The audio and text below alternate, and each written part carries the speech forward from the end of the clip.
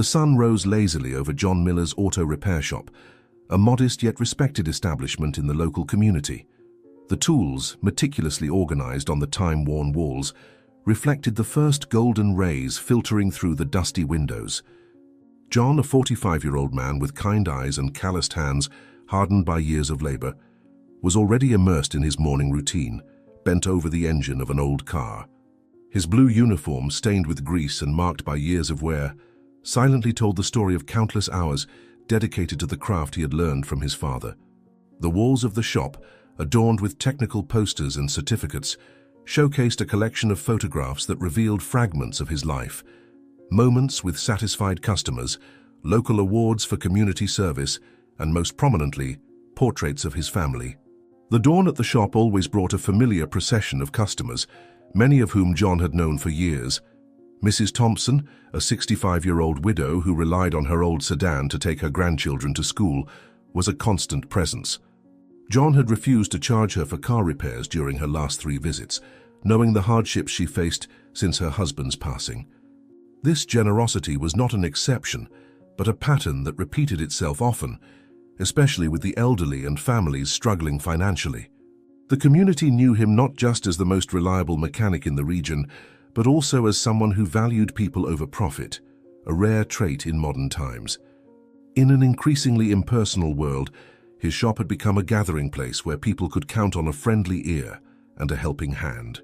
The afternoon found John in his modest home, a simple yet cozy place that echoed with memories of his late wife. The kitchen, the heart of the house, was where his daughters, 9-year-old Emma and 16-year-old Lisa, usually waited for him after school. The aroma of freshly brewed coffee and newly made sandwiches filled the air, an attempt by Lisa to recreate the warmth their mother used to provide. The kitchen walls narrated the family's story through photographs: John's wedding, the birth of his daughters, birthdays, graduations, and special moments that now seemed to belong to a different life. Since his wife's passing 3 years ago, John juggled 2 jobs to keep his daughters comfortable, and most importantly, to ensure they never felt a lack of love in their lives. His relationship with Lisa was becoming more challenging as she entered adolescence. She swung between moments of surprising maturity, when she helped care for her younger sister and managed household chores, and bouts of rebellion typical of her age. John often found himself lying awake late at night, pondering the choices he made as a single father, questioning whether he was being too strict or too lenient. The shadow of fear, of losing his daughters, whether to the wrong influences or the dangers of the world, haunted him constantly. Emma, on the other hand, displayed wisdom beyond her years, often acting as a bridge between her father and older sister, even though her eyes carried a sadness no child should know so young. Evenings at the shop were different. The second shift brought a peculiar calm, broken only by the soft hum of the radio and the occasional clinking of tools. It was during these solitary hours that John allowed his thoughts to drift to his wife, reminiscing about the plans they had made together and how life had taken such a different turn. The night work was necessary to supplement his income, especially with the growing expenses of raising 2 daughters, but it also served as a form of therapy, a productive solitude where he could process his thoughts and worries. It was during one of these reflective nights that fate chose to completely alter the course of his life, though he was yet unaware of it. The silence of the shop was abruptly shattered by the blaring sound of sirens. Through the foggy windows, red and blue lights began to dance on the walls, casting ghostly shadows among the tools. John dropped the wrench he was holding, his heart racing as he tried to comprehend what was happening. In a matter of seconds, the shop's door was violently thrown open, and a team of heavily armed police officers stormed in, their flashlights slicing through the dimness like blades of light. Shouts of "Police!" and "Hands where we can see them!" echoed through the space, transforming John's nightly sanctuary into a chaotic nightmare. His hands, still stained with grease, trembled as he slowly raised them, his mind a storm of confusion and fear. The initial questioning took place right there in the shop that had long been his refuge. The detectives, their immaculate suits contrasting sharply with the working-class setting, bombarded John with questions about his whereabouts the previous night. Words like homicide and forensic evidence hung in the air like a toxic fog as investigators methodically searched every corner of the shop. John watched, stunned, as his life was turned upside down before his eyes. Tools were catalogued as potential evidence.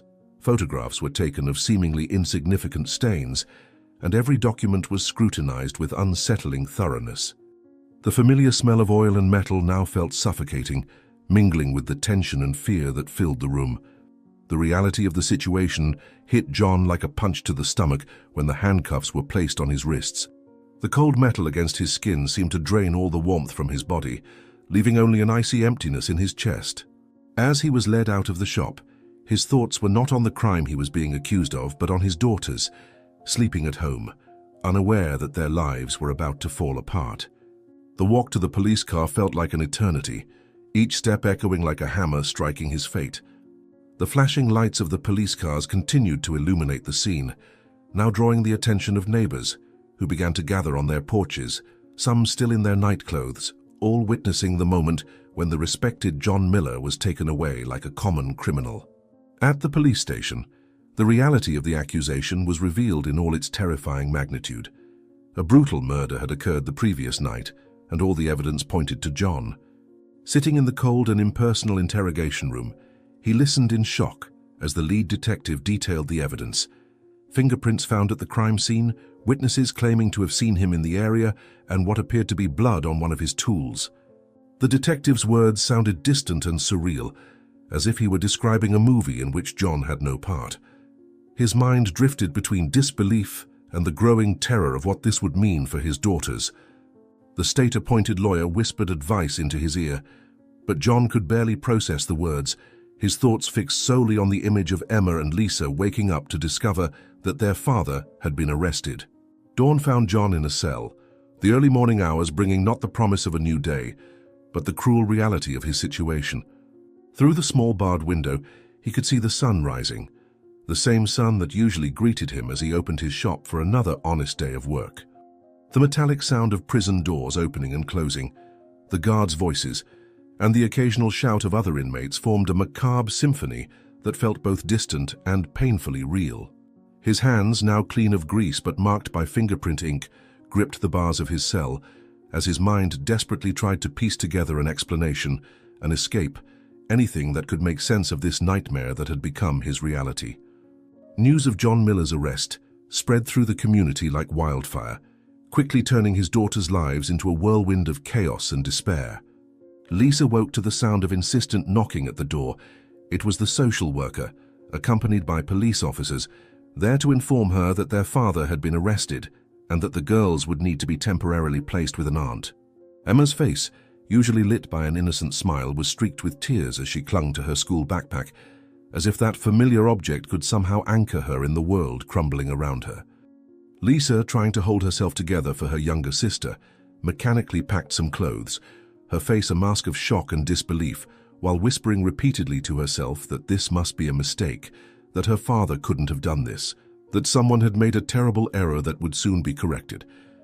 In the small prison cell, John faced the first day of his new reality with an anguish that seemed to consume every cell of his body. The cold grey walls seemed to close in on him as he imagined his daughters discovering his arrest, enduring the stares and whispers of the neighbors, being forced to leave the only home they had ever known. Each minute dragged on like an eternity, filled with tormenting thoughts about Emma and Lisa's well-being.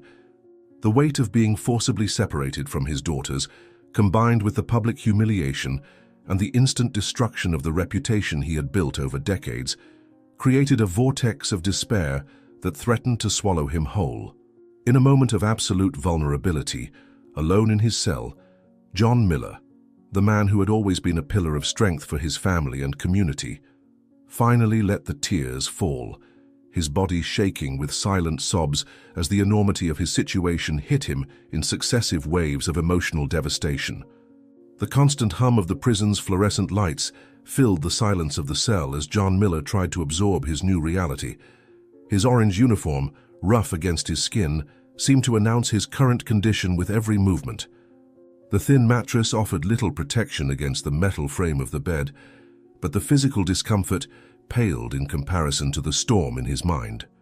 Every sound, the dragging of chains in the corridor, the metallic echo of slamming doors, the distant voices of other inmates, felt like a hammer striking home the fact that this wasn't a nightmare he could wake up from.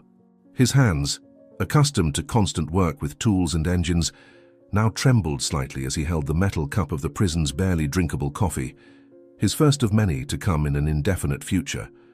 The state-appointed lawyer sat across the table in the visitation room, his worn briefcase overflowing with crumpled papers from other equally desperate cases. His words hung in the air like death sentences: substantial circumstantial evidence, preventive detention guaranteed, possibility of maximum sentence. The hum of the fluorescent lights seemed to amplify every legal term that sealed John's fate a little more. The clinical detachment with which the lawyer discussed decades of John's potential life lost brutally, contrasted with the emotional storm raging inside him. The newspaper headlines the lawyer brought, with John's name splashed beside words like brutal and shocking, felt like they belonged to a story about someone else, a stranger who just happened to share his name.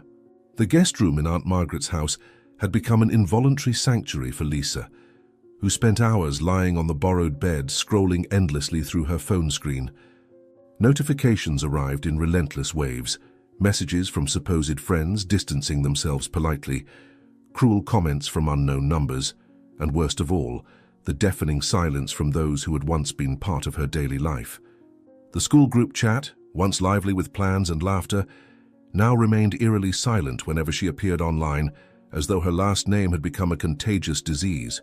Her fingers hovered over old conversations, rereading messages from simpler times, as silent tears stained the phone screen. Beside her, Emma slept fitfully, still wearing their father's sweatshirt, which she had secretly taken before they left home. The auto repair shop, now cordoned off with yellow police tape, became a grim pilgrimage site for the local community. Groups of former clients and neighbors gathered on nearby sidewalks, their voices a constant murmur of theories and speculation.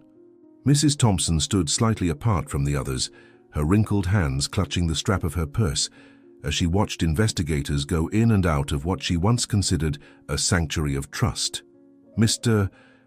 Jenkins, a customer for over a decade, alternated between fiercely defending John's integrity and quietly questioning whether he had ever truly known the man he trusted to fix his delivery truck. Stories of John's generosity, once admired by all, were now dissected in search of hidden motives, with each act of kindness reframed as potential evidence of a manipulative nature. The news spread through the school like wildfire, turning every hallway into a runway of stares and whispers. Emma, once one of the most popular students in her class, now walked the halls alone, clutching her superhero backpack to her chest as if it were a shield. Teachers who once praised her openly now showed their sympathy through tense smiles and simplified assignments, as though she had not only lost her father, but also her ability to learn. During recess, other children subtly moved away when she approached, their parents having warned them to be cautious around the killer's daughter, words Emma overheard accidentally in the school parking lot. The world she knew was crumbling, not in dramatic explosions, but in an endless series of small rejections, each cutting deeper than the last.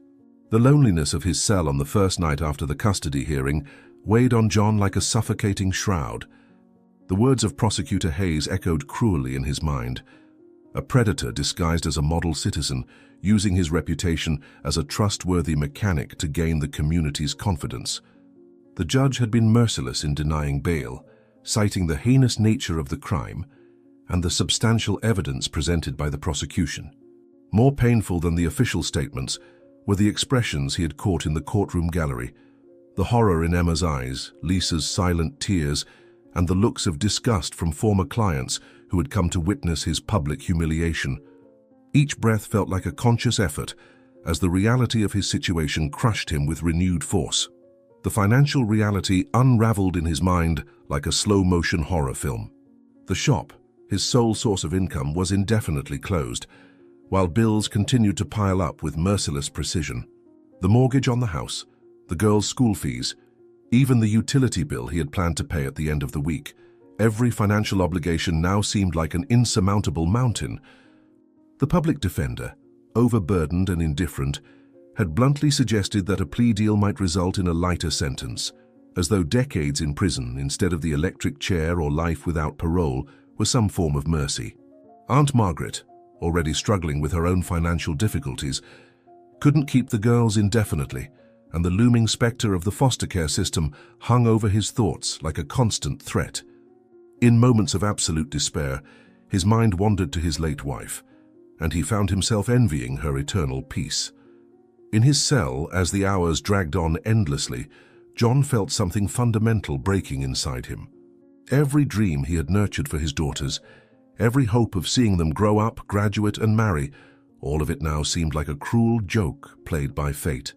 The thought of becoming nothing more than a shameful stain in their lives, a family secret to be hidden, a name they might eventually change to avoid association, this was a unique kind of torture that ate away at his soul. The last thread of hope keeping him connected to his former life seemed to have finally snapped, leaving only a deafening void where there once was a father, a respected community member, a man with purpose. In the darkness of his cell, John Miller finally allowed despair to consume him entirely, his silent tears marking the end of everything he once was and had dreamed of being. Sarah Bennett stared at the pile of cases on her desk through the steam rising from her third cup of coffee that morning. The office of the Innocence Institute was still quiet in the early hours, broken only by the soft hum of the air conditioning and the occasional rustle of papers being shuffled. Her eyes burned after yet another sleepless night, haunted by the same nightmares she had endured for 30 years, her father being led away in handcuffs, his cries of innocence echoing through the courthouse, and the judge's gavel sealing his fate. The case on her desk now, John Miller's, was just another in an endless stack of potential injustices, but something about it stopped her from simply moving it to the pending review pile. Perhaps it was the photographs attached to the file. The same look of disbelief her father had worn was etched on this mechanic's face. The same kind of circumstantial evidence that had condemned her father now threatened to destroy another family. The police report seemed flawless at first glance, meticulously constructed with physical evidence, eyewitness testimonies, and a record of John Miller's presence near the crime scene. Sarah had seen hundreds of similar cases throughout her career, most of them legitimately solid, yet her hands trembled slightly as she flipped through the transcripts of witness statements. Something in her intuition, sharpened by years of experience, screamed that there were missing pieces in this seemingly perfect puzzle. The statements from Miller's daughters caught her particular attention. There were nuances between the lines, hesitations in the transcribed responses that seemed to beg for deeper interpretation. Her finger traced a specific line from the testimony of the elder daughter, Lisa, where the teenager appeared on the verge of breaking before reaffirming her father's alibi for that fateful night. Years of experience had taught Sarah that sometimes the truth was hidden, not in what was said, but in the silences between the words. A family photo attached to the case file showed John Miller in happier times, surrounded by his 2 daughters and his late wife, all smiling in front of the auto repair shop. Sarah couldn't help the lump that formed in her throat. The image was painfully similar to one that had once sat on the dining table in her own home before the justice system tore her family apart.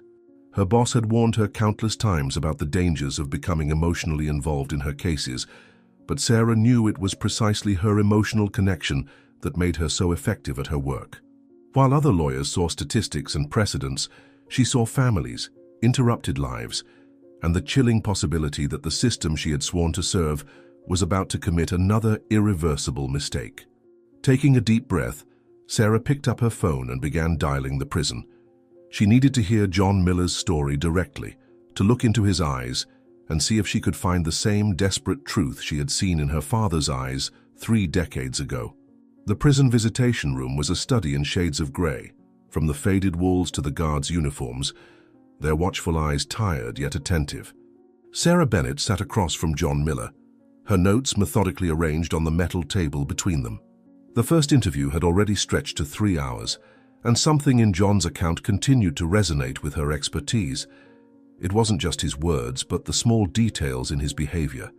The way his eyes shifted when mentioning specific moments from the night of the crime, the almost imperceptible tremor in his hands when speaking about his daughters, the pauses that lasted just a little too long before answering certain questions about his whereabouts. To an untrained eye, these might have appeared as signs of guilt, but to Sarah, they were indicators of a man bearing a weight far heavier than the accusations against him. The following days became a marathon of frenetic investigation. Sarah practically moved into her office, turning an entire wall into a detailed map of the case.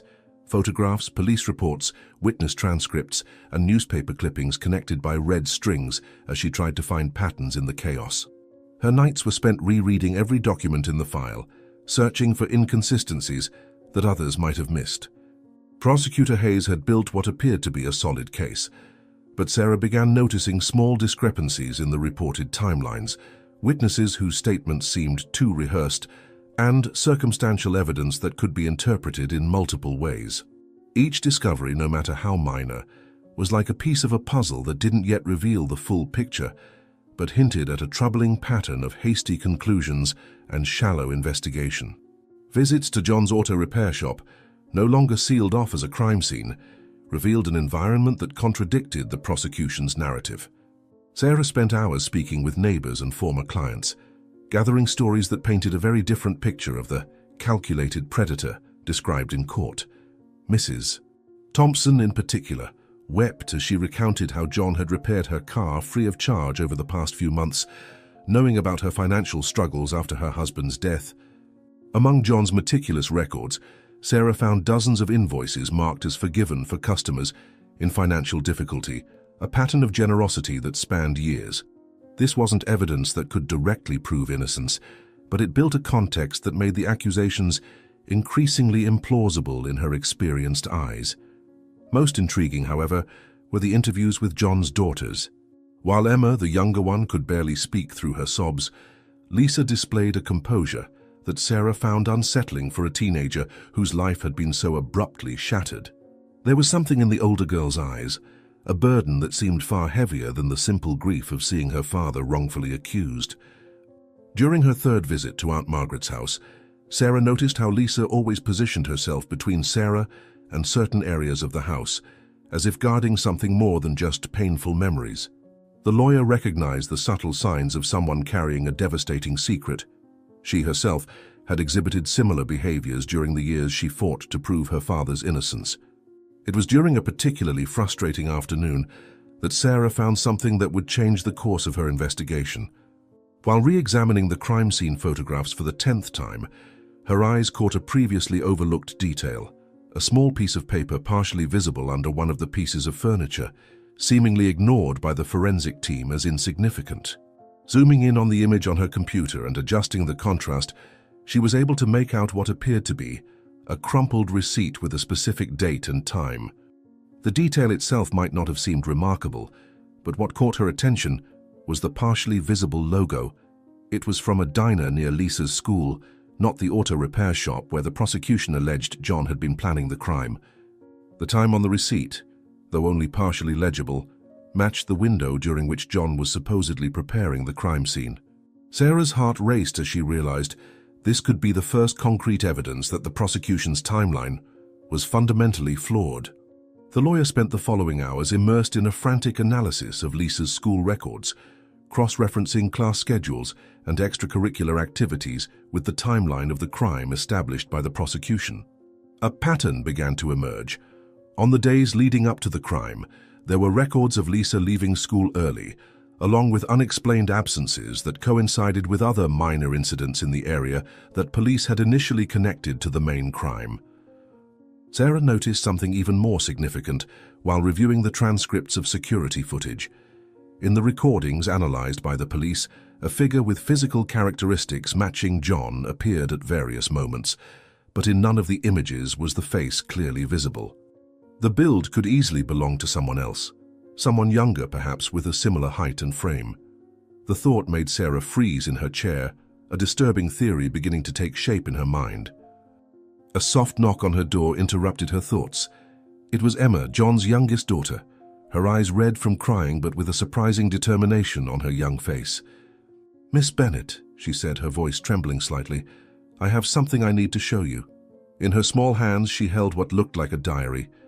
At that moment, Sarah felt the first real spark of hope, not just as a lawyer following leads, but as a little girl bravely choosing to trust her with something that could change everything. The weight of the moment was not lost on Sarah. She recognized in Emma's eyes the same kind of pain and determination she had carried when fighting to save her own father. Sarah sat still in her office, Emma's diary open on her desk like a ticking time bomb. The childlike pages, decorated with stickers of stars and hearts, contained much more than the typical musings of a 9-year-old. They were a silent testament to a shattered family and truths that had been buried for too long. The lawyer ran her fingers gently across the pages, noting how the girl's handwriting changed as events unfolded, the letters becoming shakier, some pages stained with what were clearly tears. The contrast between the colorful stickers and the dark content of the entries created a painful dissonance that tightened Sarah's chest, brutally reminding her that at the heart of this sensational case was a child bearing a burden far too heavy for her small shoulders. With the diary as her starting point, Sarah began to reconstruct the days leading up to the crime, but not through police reports or forensic evidence. She sought the human story hidden behind the official facts. Her conversations with the neighbors now had a new focus, not just the events of that fateful night, but the subtle changes in the Miller family's behavior in the weeks prior. Mrs. Thompson, her tears barely contained, recalled how Lisa had started showing up at the repair shop more frequently, always appearing agitated, always whispering with her father in conversations that abruptly stopped whenever someone approached. Mr.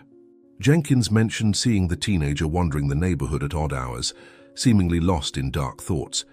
Each new account added not just information, but layers of emotion to the story Sarah was beginning to piece together.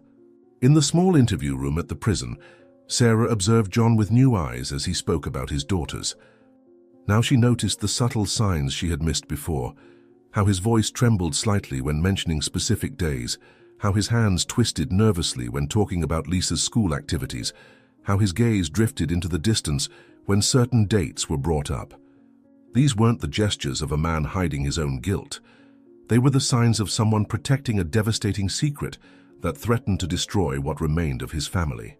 The truth was beginning to take shape, not in official documents or physical evidence, but in the silences, the hesitations, and the haunted looks of a family carrying a burden too heavy to bear alone.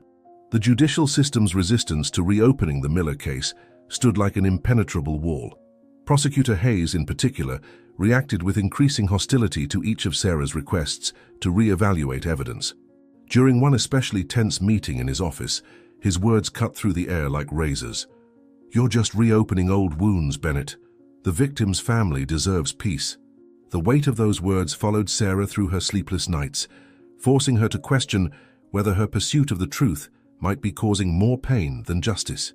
On her desk, photographs of the victim's family seemed to stare at her accusingly, reminding her that each twist in the case forced others to relive their own tragedy. The conflict between seeking the truth and respecting others' grief consumed her, turning every new discovery into a simultaneous source of hope and guilt. Emma was beginning to show alarming signs of stress caused by the investigation. Her teacher reported that the once cheerful and engaged girl now spent her classes obsessively drawing the same scene over and over, a solitary figure behind what appeared to be bars. Her previously exemplary grades had plummeted. During visits to her father in prison, she could barely make eye contact, her small fingers constantly gripping the diary she now carried like an anchor. Lisa, on the other hand, had developed a growing hostility towards Sarah's investigation. The teenager began skipping scheduled interviews, and when she did attend, her answers became increasingly evasive and defensive. The tension between the sisters was visibly mounting. Emma withdrew whenever Lisa entered the same room, and their normal conversations had been replaced by charged silences filled with unspoken meanings. Aunt Margaret mentioned that the girls, who once shared a room, had now requested to sleep separately, a change she attributed to the stress of the situation, though Sarah suspected deeper reasons. John himself was beginning to show extreme signs of strain in the prison environment. His meetings with Sarah were marked by moments of confusion and increasingly frequent memory lapses. The prison doctor had increased his anxiety medication, and the deep shadows under his eyes told the story of sleepless nights. During one particularly difficult visit, he begged Sarah to stop the investigation. "My daughters have already lost their mother, and now they're losing their childhood to this nightmare." His voice trembled with a mix of desperation and resolve as he continued, "Some truths need to stay buried, Sarah. Please let this go." The plea in his eyes carried a weight that transcended his own freedom, making Sarah question whether there were ethical boundaries to her pursuit of the truth, especially when that truth threatened to tear apart the fragile remnants of an already broken family. The discovery came by chance during a seemingly routine visit to Aunt Margaret's house. Sarah had noticed how Lisa always avoided her old bedroom, now turned into an improvised storage room for belongings hastily brought from their former home. Seizing a moment when the teenager had left for school, Sarah decided to take one last look around. Among stacked boxes and packed-away memories, something caught her eye. A small school notebook that had fallen behind an old dresser, its crumpled pages covered with a thin layer of dust. It wasn't the diary Emma had given her, but something different. A sketchbook belonging to Lisa, filled with what seemed like random notes and abstract drawings. What captured Sarah's experienced eye, however, were the dates scribbled in the margins, aligning perfectly with the days leading up to the crime. Amid the adolescent doodles, there were notes about times, locations, and initials that formed a disturbing pattern when matched with the crime's timeline. One particular page made Sarah's heart skip a beat, a crude map of the neighborhood where the crime had occurred, with specific markings and numbers that initially seemed nonsensical. Comparing it to her own case notes, she realized the numbers corresponded to time intervals, creating a sequence that completely contradicted the prosecution's version of events. On the back of the page, a single phrase written and repeatedly crossed out caught her attention. "Dad can't know." But what truly made Sarah freeze was a stain in the bottom corner of the page. Not ink or pencil, but what appeared to be a small drop of dried blood. Holding the notebook with trembling hands, Sarah knew she had stumbled upon not just a clue, but possibly the thread that, if pulled correctly, could unravel the entire tapestry of lies surrounding this case. The execution date, once a distant threat, now loomed over everyone like a suffocating shadow. Sarah stared at the calendar on her wall, where the remaining days seemed to evaporate at an alarming rate. Prosecutor Hayes had managed to expedite the final proceedings, citing the need for closure for the community. His arguments before the judge had been ruthless. "The defense is merely delaying the inevitable, Your Honor, toying with the emotions of everyone involved." Those words now haunted Sarah during her sleepless nights, mingling with the doubts in her own mind. The weight of holding not only John's life, but the future of two already traumatized girls rested heavily on her shoulders, almost physically bending her under its pressure. Each new day brought with it a fresh layer of desperate urgency, turning every lost minute into a small agony. Lisa had become completely unreachable, refusing even to stay in the same room as Sarah. The teenager had built a fortress of hostility around herself that not even her younger sister could penetrate. During one particularly difficult attempt at conversation, Lisa erupted, "Why can't you just leave us alone? Haven't they destroyed our family enough already?" The anger in her voice barely masked an underlying terror that Sarah recognized, but couldn't yet fully decipher. Emma, on the other hand, seemed to wither a little more each day, like a flower deprived of light. Her drawings, once filled with vibrant colors, were now dominated by dark shadows and solitary figures. Aunt Margaret mentioned that the young girl had started having violent nightmares, waking in the middle of the night, screaming for her father and, curiously, for her sister as well. The judicial system itself seemed to conspire against them, with deadlines being shortened and appeals denied at an unprecedented pace. The judge, apparently eager to close the case that had captured the media's attention, grew increasingly impatient with Sarah's attempts to introduce new evidence. During one particularly frustrating hearing, his words cut like knives. "Miss Bennett, this court will not tolerate dilatory tactics based on speculation and conspiracy theories." The look of satisfaction on Prosecutor Hayes's face at that moment had been almost unbearable, as were the approving murmurs from the gallery, where the victim's family sat with their eyes fixed on Sarah, a mixture of anger and accusation burning in their gaze. The news of the denial of John's final appeal hit Sarah's office like a bombshell. The judicial document, written in cold and impersonal language, stated that all attempts to present new evidence had been exhausted.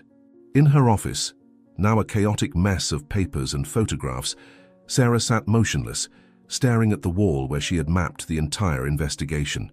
The red lines connecting events and people now seemed to mock her, like veins of a lifeless body. Lisa's notebook, her most promising discovery, had been deemed inadmissible as evidence on technical grounds. Fruit of an unauthorized search, the judge had ruled. The countless hours of investigation, the sleepless nights, the promises made to Emma, all now seemed like nothing more than a futile exercise in hope against insurmountable odds. The face of her own father, who had died in prison years before his innocence was proven, seemed to stare at her from the photograph on her desk, a silent reminder that sometimes the system wins, no matter how hard one fights against it. John Miller received the news with a calmness that devastated Sarah more than any violent reaction ever could. Sitting across from her in the prison visitation room, his words came out soft, almost like a sigh of relief. "Maybe it's better this way, Sarah. Some truths cost too much." His hands, once restless during their conversations, now rested calmly on the table as if he had finally accepted his fate. What disturbed Sarah most was not his resignation, but the flicker of something close to peace in his eyes, as though the certainty of defeat was preferable to the agony of hope. When the guards came to escort him back to his cell, he turned to her one last time. "Just promise me you'll take care of my girls, especially Lisa. She'll need more than she realizes." The way his voice trembled when he mentioned his elder daughter carried a weight that Sarah was only now beginning to truly understand. That night at home, Sarah faced her own breaking point. The wine in her glass had grown warm and untouched as she mentally replayed every decision, every move she had made in the case. The voices of doubt in her mind had turned into a deafening chorus. Perhaps Prosecutor Hayes was right. Perhaps she was only prolonging the suffering of everyone involved. Emma's hopeful face every time Sarah arrived now haunted her like a silent accusation. Aunt Margaret's words echoed in her mind. "You're giving those girls hope just to have it ripped away again." For the first time since taking on the case, Sarah allowed herself to consider the possibility that she was doing more harm than good, that her crusade for justice was only adding more layers of trauma to an already shattered family. With trembling hands, she began gathering the case files, preparing to do what she had sworn she would never do: give up. The sound of small, hesitant footsteps in the hallway interrupted Sarah's moment of surrender. Emma stood in the doorway of her office, still wearing her unicorn pajamas, her eyes red from crying but with a surprising determination on her young face. In her hands, she held not just her precious diary but also something new, a small time-worn shoebox. "Lisa hides this under the bed," she whispered, her voice trembling but firm. "She looks at it every night when she thinks I'm asleep, and she always cries after." Emma's small hands shook as she held out the box, as though its weight was far heavier than just the physical. "I promised Dad I wouldn't tell," she continued, tears silently streaming down her cheeks. "But I can't let him die too. I can't lose anyone else." The devastating simplicity of her words hit Sarah like lightning, brutally reminding her that while the adults were lost in legal procedures and technicalities, a child carried the crushing weight of the truth in her heart. With trembling hands, Sarah opened the box, and its contents made her heart stop. Inside, carefully arranged, were items that seemed insignificant at first glance: old receipts, crumpled notes, a broken bracelet. But to Sarah, with her years of experience, they immediately stood out as pieces of a much larger and darker puzzle. At the bottom of the box, folded several times, was a piece of paper that made her blood run cold, a handwritten confession, unsigned but written in an unmistakably adolescent hand. The opening words were enough to change everything. "I didn't mean to hurt anyone." Sarah looked at Emma, who was now silently sobbing, and felt a new wave of determination surge through her. The truth was right there in front of her, guarded by a child who understood more about loyalty and sacrifice than any adult in the courtroom. In that moment, Sarah knew she couldn't give up. Not for John, not for Emma, not even for Lisa, but for the truth itself, which was begging to be revealed. Sarah's office had transformed into a war room in the battle against time. The walls, once methodically organized with evidence and timelines, now exploded with new connections and theories, red lines crisscrossing frantically between photographs, documents, and hastily scribbled notes. The contents of Emma's box were spread across her desk like pieces of a macabre puzzle, that needed to be solved in record time. The words from the confession burned in her mind as she worked tirelessly, connecting each new point with an urgency that felt almost palpable. Coffee had been replaced with something stronger, and the dark circles under her eyes told the story of nights turned into endless extensions of days that seemed to have no end. The execution date, marked in red on her calendar, pulsed like a dying heart, constantly reminding her that every wasted second brought them closer to the irreversible. The unsigned confession from Lisa had opened the door to an even more intricate labyrinth of family secrets and buried truths. Sarah now re-examined every testimony, every police report with fresh eyes, searching not just for evidence but for the silences in between, the pauses in interviews, the hesitations in statements, the averted gazes during interrogations. Her desk was covered with transcripts of Lisa's original interviews, every word now carrying a different weight, every evasive answer screaming a truth that had been waiting to be uncovered all along. Notes scribbled in the margins multiplied like vines, connecting dots that had once seemed unrelated, revealing a pattern that was simultaneously terrifying in its implications and heartbreakingly clear in its meaning. Time seemed to move in contradiction, dragging during the long hours of analysis and investigation, yet flying whenever Sarah glanced at the calendar. The pressure was magnified by the daily calls from Aunt Margaret, who reported that Emma barely slept, tormented by nightmares, and that Lisa had become a shadow of her former self, wandering the house like a ghost, burdened by an invisible weight. Visits to the prison had become exercises in self-control for Sarah, who now had to look John in the eye, knowing the full truth about his sacrifice, while he continued to maintain his facade of resignation, more concerned about his daughter's well-being than his own life. During her last visit, he had held her hands across the table and whispered, "Don't let them lose each other, Sarah, no matter what happens." Those words now echoed in her mind as she worked, reminding her that she wasn't just racing against time to save a life, but to preserve what little remained of a family already devastated by too many tragedies. The revelation came during an especially exhausting early morning, when Sarah finally unraveled the full significance of the items in Emma's box. The broken bracelet, which at first seemed like nothing more than an unimportant piece of adolescent jewelry, bore an inscription partially worn away that matched a series of purchase records found among Lisa's papers. The pattern of dates, when aligned with events leading up to the crime, painted a devastating picture of secret meetings, elaborate lies, and a forbidden relationship that had culminated in tragedy. The handwritten confession, now fully analyzed, revealed not just the act itself but the entire web of events that had led to that fatal moment, a frightened teenager trying to protect a secret that had spiraled beyond her control, and a father willing to sacrifice everything to ensure his daughter wouldn't lose not just her freedom but her youth and future. Sarah's hands trembled as she arranged the evidence in chronological order. The receipts from the diner near Lisa's school were not mere records of casual meals, but documentation of regular meetings with someone who should never have been in her life. The handwriting on the crumpled notes, when compared with official documents, revealed an even more disturbing truth. The victim was not a random stranger, but someone who had taken advantage of the vulnerability of a teenager, still grappling with the loss of her mother.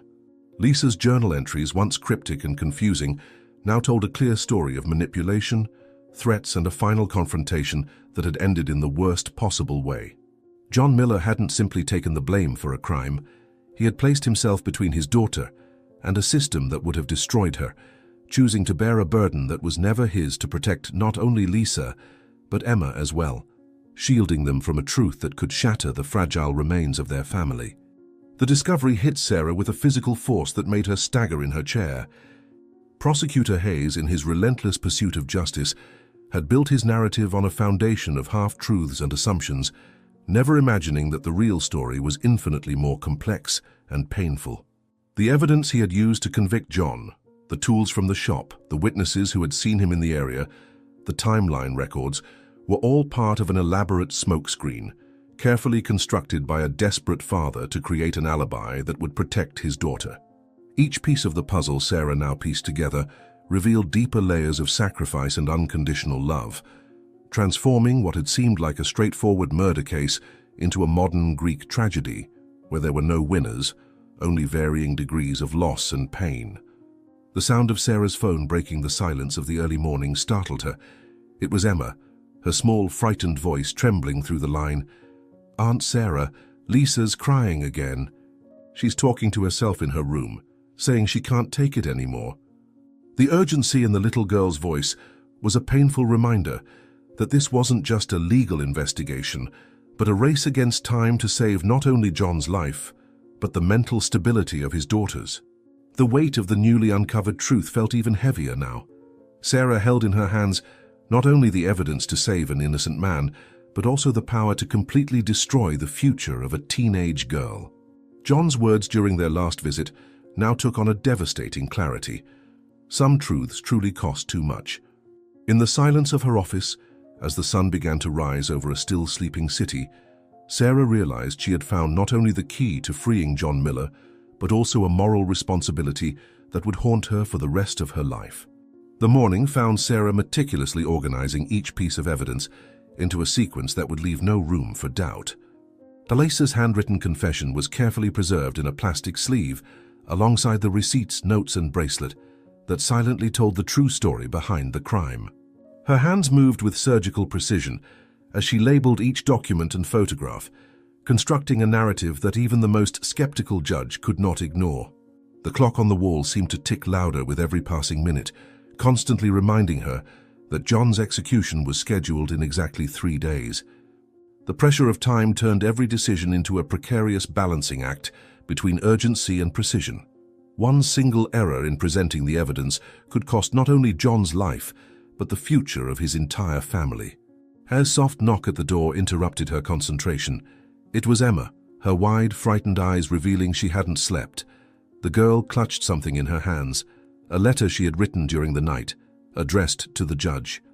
"I know Lisa will hate me," she whispered, her voice trembling with a painful maturity far beyond her 9 years. "But I can't let Dad die." Sarah's heart clenched as she realized that this child had grasped something the adults in her life were desperately trying to shield her from. Sometimes saving someone means hurting someone else you love. With reverent care, Sarah added Emma's letter to the evidence file, knowing those innocent words might carry more power than any legal argument she could construct. The truth, seen through a child's eyes, had a clarity no legal rhetoric could match. The final preparations unfolded in a state of controlled urgency. Every document was scanned and stored in multiple copies, every piece of physical evidence photographed and catalogued. Sarah worked tirelessly, aware that she was assembling not just a legal defense, but a bomb that would shatter the foundations of multiple lives. John's words echoed in her mind as she finalized the last details. Some truths need to stay buried. Now, with all the evidence laid out before her, Sarah fully understood the weight of those words. She wasn't just preparing for a courtroom presentation. She was preparing to rewrite the history of a family, to expose truths that would permanently alter the lives of everyone involved. The folder of evidence rested on her desk like a loaded weapon, waiting for the precise moment to be unleashed. The night before the final appeal brought an unexpected and dramatic twist. Sarah was in her office, drowning in documents and cold cups of coffee, when Emma appeared at the door, still dressed in her unicorn pajamas, but with an expression on her face that made her look decades older. The girl held not just her letter to the judge, but also a worn school notebook that Sarah had never seen before. "I was there," Emma said, her small but firm voice echoing in the silence of the office. "The night it happened. I followed Lisa because I was worried about her. I saw everything." Her words fell like stones into a still pond, creating ripples that threatened to engulf everything in their path. The weight of that confession hung in the air between them, turning the office into an improvised confessional, where a 9-year-old was about to change the course of multiple lives. Emma's initial account came in fragments, punctuated by restrained sobs, each word seeming to cost her immense physical effort. She described how she had noticed the changes in her older sister's behavior in the months leading up to the crime. The secret phone calls, the mysterious outings, the increasingly elaborate lies to their father. One night, driven by a mix of concern and childlike curiosity, Emma had followed Lisa to a meeting she was never meant to witness. The notebook in her hands contained detailed records of that night and several days prior. Observations written with the surprising precision of a child who had unintentionally become the chronicler of a family tragedy. Sarah watched, her heart aching, as Emma's small hands trembled while holding the notebook, her bitten nails revealing the emotional toll of carrying this secret for so long. Emma's decision to speak up now, less than 48 hours before her father's scheduled execution, carried a weight that threatened to crush her small frame. Her next words made Sarah freeze in her chair. "Lisa will hate me forever, but I can't let Dad die. I can't lose anyone else." The devastating simplicity of that statement held volumes of unspoken pain, years of accumulated trauma borne on the shoulders of a child forced to grow up far too quickly. The lamplight cast dramatic shadows across the office, making Emma appear simultaneously smaller and older than her 9 years, a living contradiction of innocence and wisdom forged by events far beyond her control. The pivotal moment came when Emma finally lifted her tear-streaked face to meet Sarah's eyes. "Can I tell the judge everything? Can I make them understand?" The question hung in the air like a prayer, carrying not just the hope of saving her father, but also the crushing weight of potentially destroying her relationship with her sister. Sarah watched as Emma hugged the notebook tightly to her chest like a shield, her small body trembling with the effort of holding back sobs that threatened to break free. In that moment, the lawyer understood she was witnessing not just the emergence of a crucial witness, but the exact instant a child consciously chose to bear a burden that would forever change the fabric of her family. Sarah's office had been transformed into an improvised testimony room with a discreet recorder, capturing every word Emma said. The young girl sat upright in a chair far too large for her, her feet barely touching the floor, while her notebook rested open on her lap like a talisman. Her first words came hesitantly, almost a whisper. "It started on the anniversary of Mum's death. Lisa was different, quieter than usual." Emma then described how she began noticing subtle changes in her sister, whispered phone conversations, hidden messages, secret meetings after school. The initial account, though painful, flowed with surprising clarity, as if Emma had rehearsed these words in her mind hundreds of times, waiting for the moment when she would finally have the courage to say them aloud. Sarah observed, furiously taking notes, as the story unfolded through the eyes of a child forced to grow up far too quickly. The narrative grew more intense as Emma reached the events of the fateful night. Her small hands gripped the edges of the notebook as she described following Lisa to the meeting place, hiding behind bushes and trash containers. "He was yelling at her," Emma recounted, her voice trembling with the memory. Lisa was crying, saying she was going to tell Dad everything. The account continued, detailing how the argument quickly escalated. Threats were made, secrets hurled as weapons, and then came the moment of violence that would change their lives forever. Emma described the scene with a disturbingly precise clarity, each detail etched into her memory with the cruel sharpness that only trauma can provide. Sarah noticed how the girl's hands trembled more with every word as the narrative approached the critical moment, her sentences now punctuated by long pauses and labored breaths. The most devastating moment came when Emma described Lisa's return home that night. "She didn't see me following her back," Emma continued, tears now streaming freely down her face. "She was covered in... there was blood on her clothes. She went straight to her room, but I heard her calling Dad." What followed was even more harrowing. John arriving home early from work, the hushed conversation with Lisa in her room, the muffled sounds of crying that Emma could hear through the thin wall separating their bedrooms. Dad left shortly after, carrying a bag. When he came back much later, his hands were hurt, like he had punched something over and over. Emma paused, her eyes lost in a memory that seemed to consume her from within. "That's when he found me crying in my room. He knew I had seen something. He made me promise never to tell anyone.